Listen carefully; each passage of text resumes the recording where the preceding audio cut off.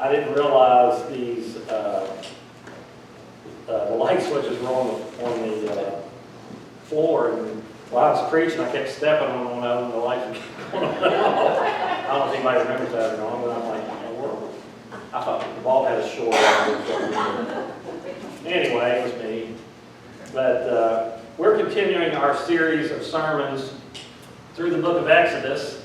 I know this is not the most exciting stuff to read. I'm throwing a lot of scripture at you, but I want to be able to kind of paint a picture as best I can about what's going on. Last week we looked at the Ten Commandments that God gave Moses to the people. But this week we're going to look at law and order. Anybody? What's law and order? But we're not talking about that kind of. We're not talking about Stabler or any of those people. We're looking at some other laws that God gave Moses. He first gave these Ten Commandments, which were kind of about God's relationship with us and our relationship with one another. But then he starts giving him the law, what we would call maybe the law of Moses. And this was about maintaining order among the Israelites. And the laws that he gave them pertain to our relationships, our behavior, and our conduct. And so what I want to do this morning is break those down into sections. And I know you look at your bulletin, I've got 8 points today, so you better pack a lunch when we'll be here a while. I'm just kidding. But y'all wait till you see next week's outline. It's got like, I don't know how many. I had to shrink it. It had so many points. But anyway, we'll go by those fairly quick. I'm not going to spend a lot of time on them, but I wanted to show you all of these laws and what they represented. The first one was about servants. Back in these days, people would have servants or slaves, so to speak, not the type of slaves we had during the history of our world, but these are more like what we call bond servants or slave servants. People would sell themselves to many times the people to work for them. And so this is kind of what it's talking about here in chapter 21 of Exodus, beginning with verse 1. It says, "These are the laws you are to set before them." And this is God talking to Moses. "If you buy a Hebrew servant, he is to serve you for 6 years, but the 7th year he shall go free, without paying anything. If he comes alone, he is to go free alone. But if he has a wife when he comes, she is to go with him." Dang it, guys, you can't get away from her. Number 4, "If his master gives him a wife and she bears him sons or daughters, the woman and her child shall belong to her master, and only the man shall go free. But if the servant declares, 'I love my master and my wife and my children, and I don't want to go free,' then the master must take him before the judges. He shall take him to the door or the doorpost and pierce his ear with an awl.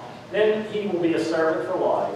So who knew, even back in those days, that getting your ear pierced was cool, guys? But that's exactly what happened there. I was telling Cheryl this morning that when I got out of the Navy, I got my ear pierced. When I got out of the Navy, the military, those of you that are in the military, you know that they tell you how to cut your hair, how you can have your mustache, and they got all these rules about how you look. So when I got out of the Navy, I stopped cutting my hair. I grew a beard for the first time, and I got my ear pierced. So I looked so. My parents hadn't seen me in 5 or 6 months, and I was living in Virginia Beach. I stayed after I got out of the Navy. I stayed in that area and worked for a while. But anyway, I remember my parents coming to visit me, and they knocked on my apartment door, and my mom didn't even recognize me. She thought she knocked on the wrong apartment. She was like, I opened the door, she was like, and I'm like, "It's me." So then my dad kept telling me I looked like Steven Spielberg. I don't know what that was real, but anyway, it was a far cry from what I did look like. I don't think Mom was pleased with the earring either, but I had an earring before it was cool. But anyway, it was one of those feathers that hung down. No, I was kidding.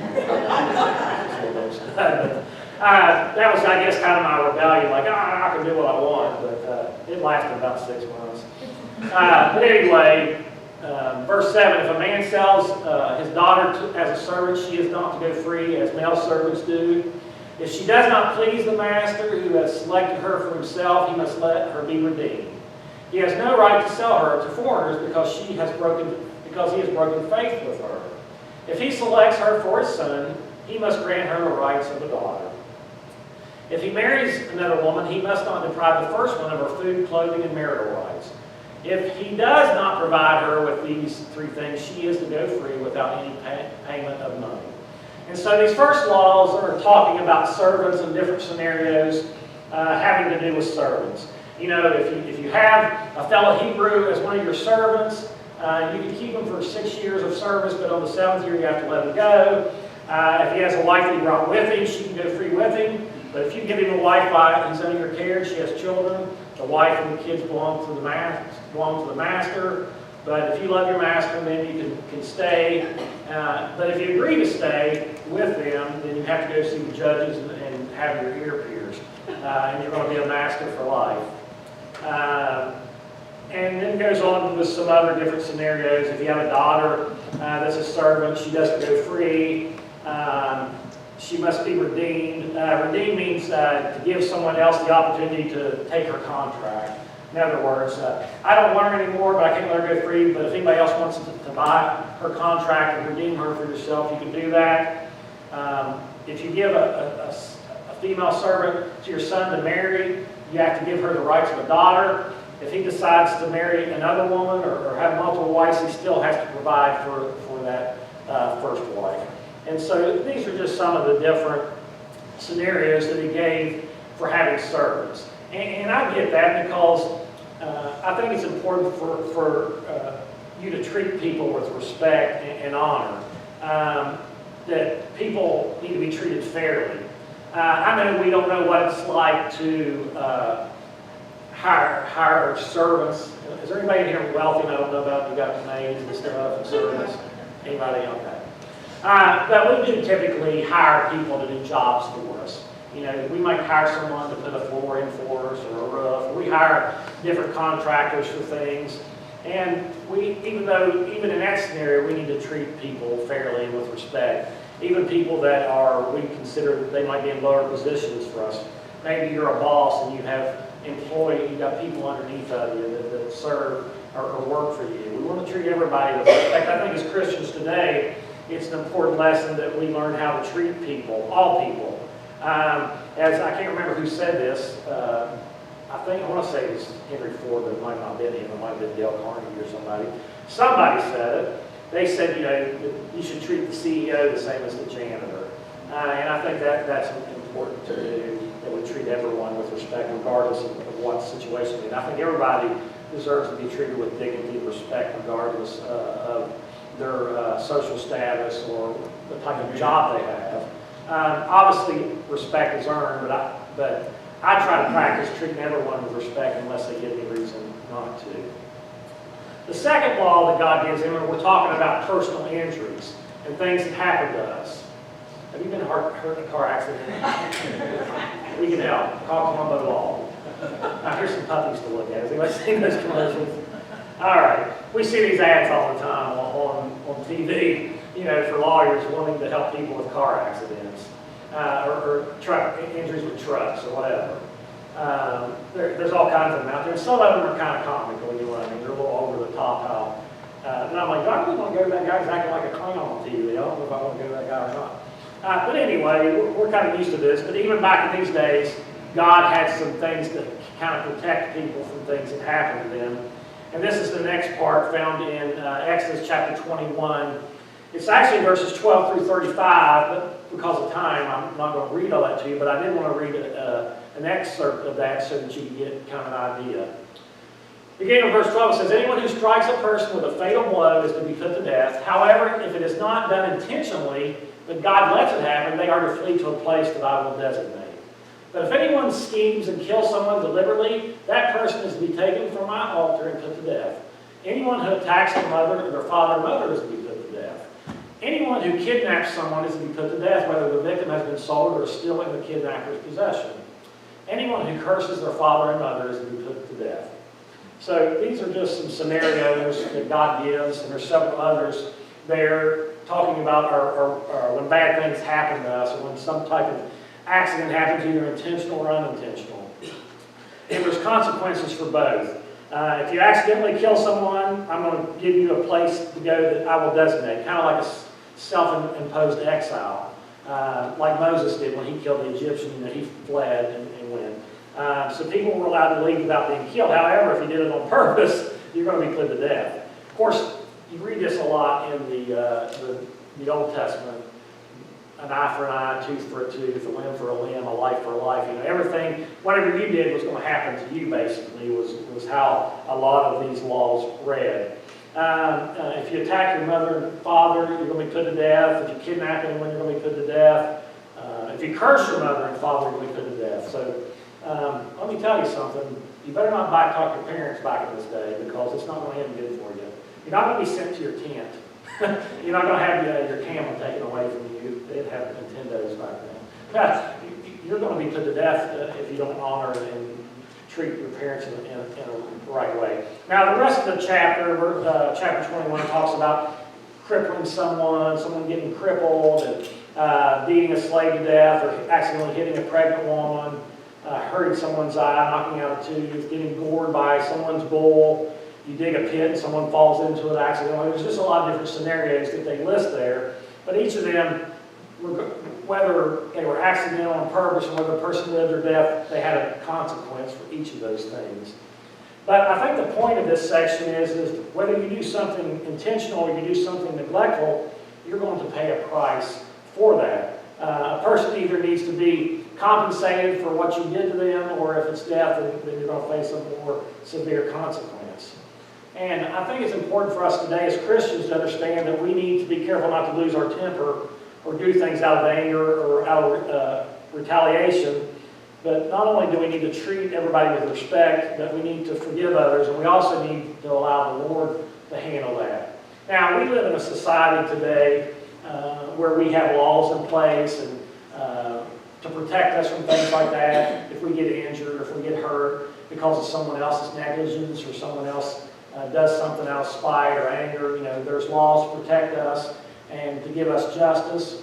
But I think overall as Christians, even though we live in this world, the state has laws, and the city has laws, and the country has laws, I think it's important for us as Christians to try to live Christ-like. That if anybody does us wrong, then we need to allow God to defend us and provide for us. And again, I'm not getting into talking about whether Christians should sue people or not, or those type of things, but I want us to understand, I think it's important that people be held liable for what they do to other people, and that we need to be careful that we honor those type of things as well. The third thing that we're talking about is property, or protecting our assets. That's another important thing. I think we all, anybody in here that owns property or owns your home, we have certain things. We don't want people trespassing on our property without permission. We don't want people doing anything, breaking into our houses or things like that. This is kind of talking about things, ownership of things that we have, our assets and things that we have. This is what God's talking about in the next section, in chapter 22. And again, the first 15 verses talk about this, but I'm only going to read a section of it again for time. He says, "Whoever steals an ox or a sheep and slaughters it or sells it must pay back 5 head of cattle for the ox and 4 sheep for the sheep." So the consequences were much severe. If you stole one, you're going to have to pay back. You're going to have to pay back 4 or 5 for the one that you stole. If a thief is caught breaking in at night and it's struck a fatal blow, the offender is not guilty of bloodshed. Interesting. Some states today have that law. If you break in, you're allowed to protect yourself. Not all states have those, but some people still apply that law. And number verse 3, "But if it happens after sunrise, the offender is guilty of bloodshed." So make sure you kill them at nighttime before the sunrise. "Anyone who steals must certainly make restitution, but if they have nothing, they must be sold to pay for their theft." So if you didn't have the money to pay back what you stole, then you actually had to basically sell yourself to pay it off with your service. "If a stolen animal is found alive in their possession, whether ox or donkey or sheep, they must pay back double. If anyone grazes their livestock in a field or vineyard and lets them stray and they graze in someone else's field, the offender must make restitution for the best of their own field or vineyard. If a fire breaks out and spreads into thorn bushes so that the burned shocks burns shocks of grain or standing grain, or the whole field, the one who started the fire must make restitution. If anyone gives a neighbor silver or goods for safekeeping and they are stolen from that neighbor's house, the thief, if caught, must pay back double. But if the thief is not found, the owner of the house must appear before the judges, and they must determine whether the owner of the house has laid hands on the other person's property. In all cases of illegal possession of an ox, a donkey, a sheep, a garment, or any other lost property about which someone says, "This is mine," both parties are to bring their cases before the judges. The one whom the judge declared guilty must pay back double to the other. So you see in these cases where there are property that something happens to our property, something is stolen, something is damaged by someone else, that there's all of these different allegations or all these different consequences for those type of things. And again, it's not much different than today. You know, our assets and things that we have, our property is typically protected. Of course, many of us have homeowners insurance and provides for certain things, but also the law will protect us against some things. But, you know, I've always felt like this, you know, I always felt like if we would institute some of the Bible laws in our society today, people would be less likely to do things. Obviously, if you got caught stolen and someone's going to cut off your hand, you'd probably think twice about stealing, wouldn't you? I mean, I certainly would. I remember several years ago, I don't know if any of you remember this, I want to say the guy was from Ohio, but I can't remember. But remember this guy got in trouble over in Indonesia or some other country, and they caned him. Y'all remember that? People in America were making a big deal about that, but that was the law. If he got caught stolen or whatever he did, you know, they beat him with a cane. So anyway, I'm not here to set policies or laws today or anything like that, but I'm just simply saying that back in the Old Testament, when God provided laws for the people, his goal was to prevent people from doing stuff. You know, hey, if I know this is a consequence, I'm going to think twice before I steal somebody's property or I do something negligent or trespass or different things like that. And then the rest of the section, verses 10 through 15, it's like letting your neighbor watch an animal for you. Say we do a lot today. We take care of people's pets while they're out of town. Well, something happens to that animal while you're gone, it dies or is injured or stolen, that person may or may not have to make restitution to you depending on how it happened. The point is personal property should be protected. You shouldn't have to worry about protecting your stuff, and so laws are made to help people take care of their stuff. And I think it's important for us to understand today that even though there's laws in this land, we want to not only protect ourselves, but we want to be respectful of other people's properties and other people's possessions, just like we would our own. You know, sort of the golden rule, treat other people how you want to be treated. You know, if you don't want people doing stuff to you, then they don't do stuff to their property. And I think that's an important aspect for us to remember. The next section of rules or laws is social responsibility or our personal actions. You see this a lot today in our world. A lot of people do not want to accept responsibility for their actions. They don't want to own up to what they did. They certainly don't want to pay for what they did. A lot of times people are sorry they got caught, but not necessarily sorry for what they did. And you see that today in our world with 24-hour television and 24-hour access to internet. A lot of these stories that go on get a lot of media attention. We get involved in these cases that go on. And just this past week, the Murdaugh trial was going on in South Carolina. You know, I watched the verdict. We watch all these different things that become popular in mainstream media. We take sides and we have feelings one way or the other. And a lot of times in these cases, you see people who are not only sorry for what they did, but they don't want to admit that they did it, even though the evidence weighs heavily against them. You can catch people on camera doing stuff and they'll still deny it. You know, they just don't want to accept responsibility. And so this issue has always been around.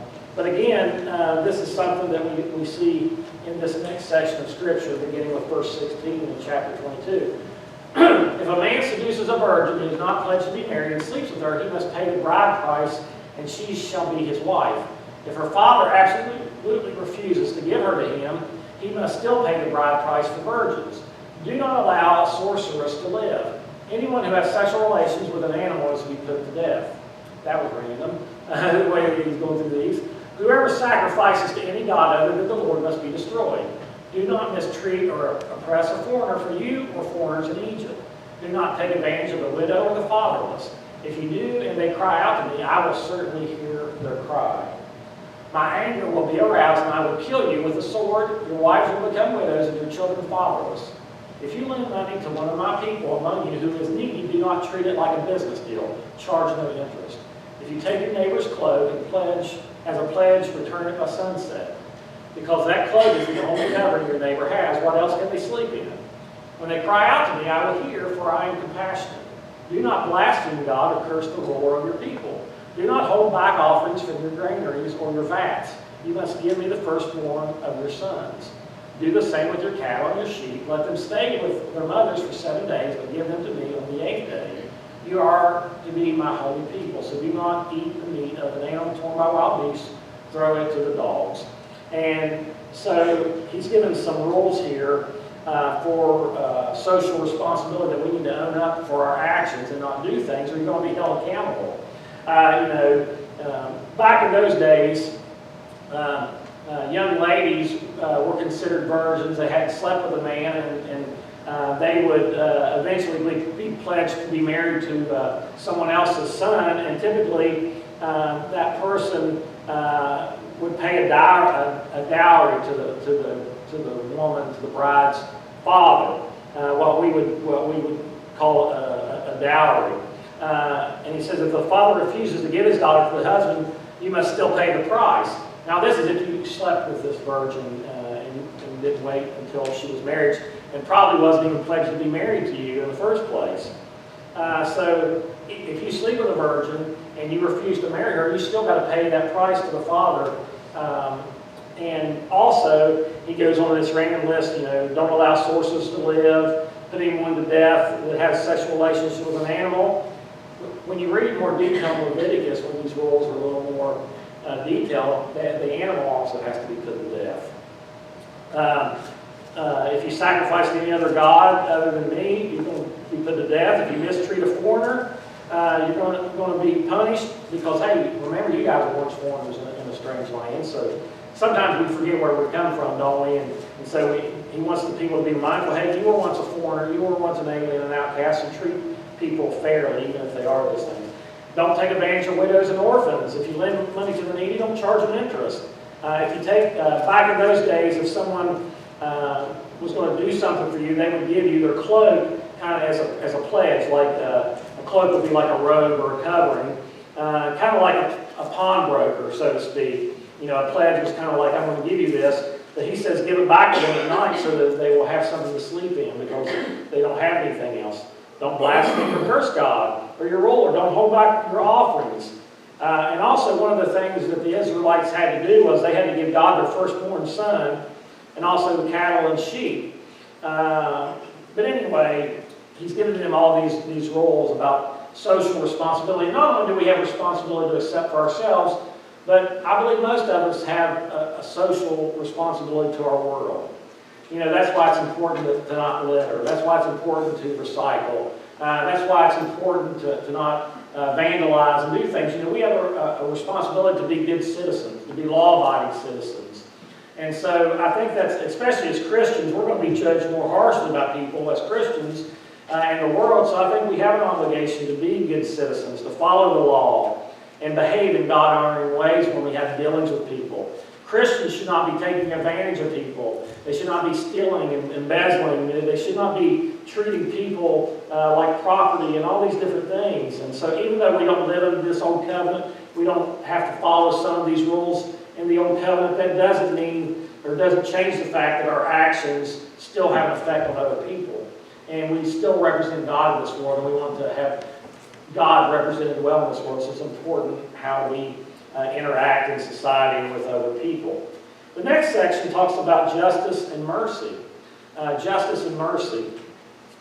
Beginning in verse 23, it says, do not spread false reports. Do not help a guilty person by being a malicious witness. Do not follow the crowd in doing wrong. I think that's still one we preach to our kids today, about following the wrong crowd. When you give a testimonial lawsuit, do not pervert justice by siding with the crowd. In other words, I'm going to go with the crowd because I don't want to be the only one. And do not show favoritism to a poor person in a lawsuit. If you come across your enemy's ox or donkey wandering off, be sure to return it, even though they're your enemy.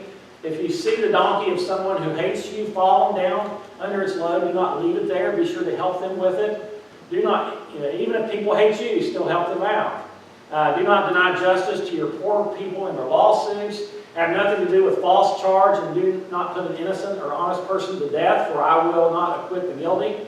Do not accept a bribe, for a bribe blinds those who see and twist the words of the innocent. Do not oppress a foreigner. You yourselves know how it feels to be foreigners, because you were foreigners in Egypt. But once again, he's reminding them, hey, don't treat people that are foreigners poorly or different because you were one.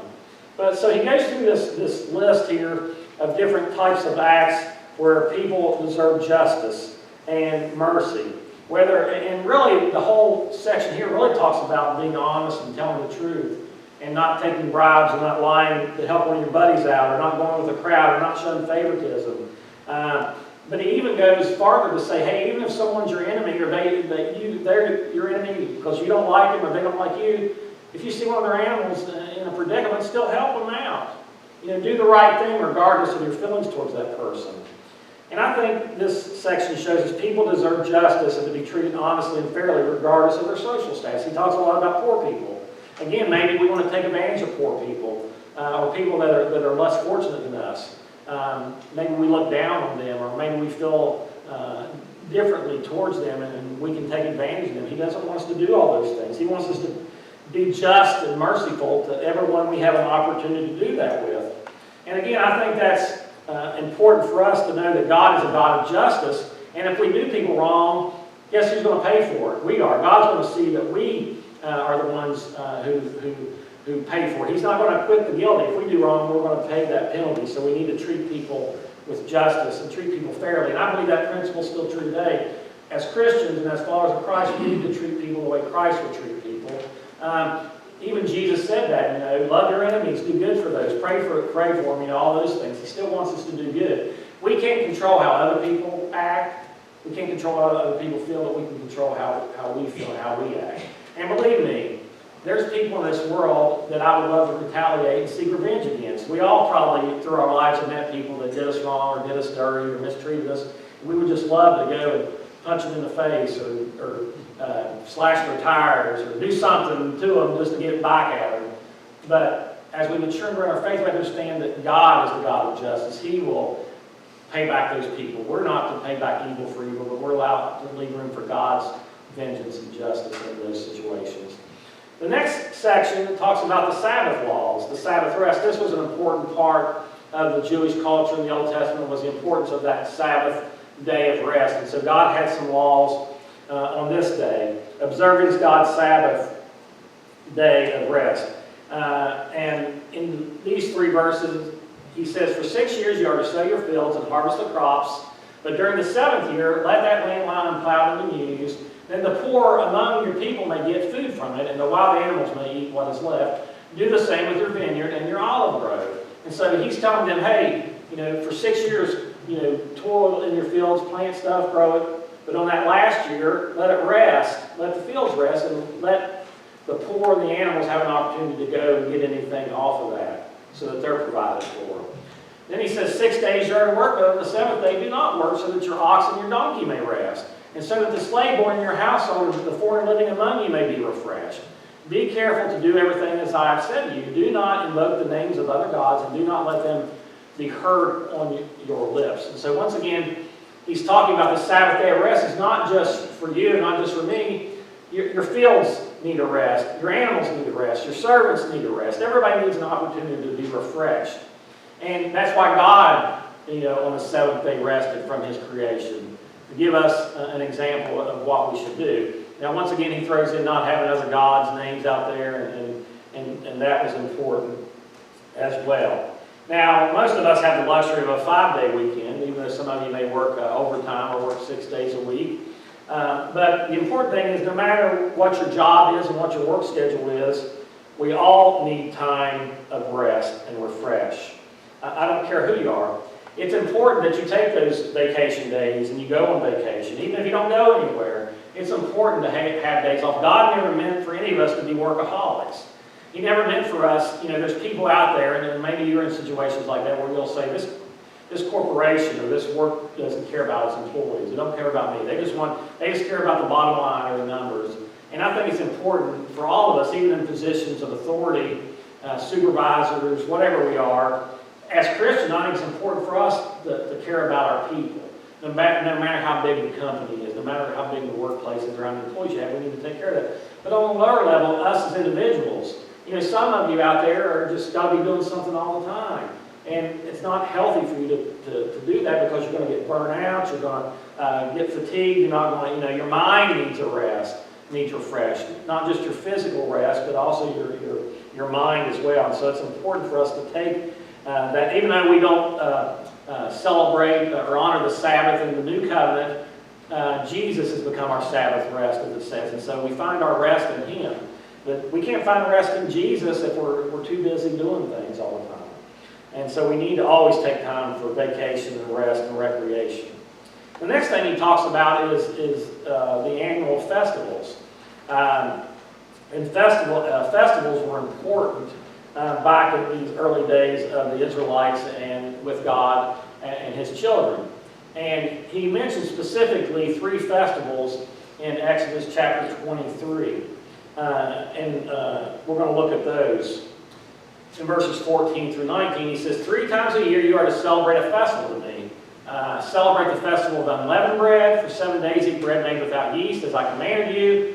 Do this at the appointed time in the month of Aviv. For in that month you came out of Egypt. No one is to appear before me empty-handed. Celebrate the festival of harvest with the first fruits of the crops you sow in your field. Celebrate the festival of ingathering at the end of the year when you gather in your crops from the field. 3 times a year, all of the men are to appear before the sovereign Lord. And so in these things, you see these 3 festivals, and all these festivals have a purpose. He also goes on to say, do not offer blood of a sacrifice to me along with anything containing yeast. The fat of my festival offerings must not be kept until morning. Bring the best of the first fruits of your soil to the house of the Lord your God. Do not cook a young goat in its mother's milk. That seems kind of random in there, doesn't it? Oh, by the way, don't cook the young in the goat in its mother's milk. But all of these things had to do with these festivals about honoring God and giving Him credit and giving Him glory. Now, luckily, we don't have to do these things necessarily, but some of you might remember these things by different names. The festival of unleavened bread is also the Passover, which they celebrated every year to talk about how God passed over them the angel of death and led them out of Egypt. And the unleavened bread was they were in haste; they didn't have time to let the bread rise, and so that's what that festival celebrated, that opportunity. The next one, also called the Festival of Harvest or the Feast of Weeks, is what they celebrated, what we hear in the Bible in the New Testament called Pentecost. And they celebrated that first harvest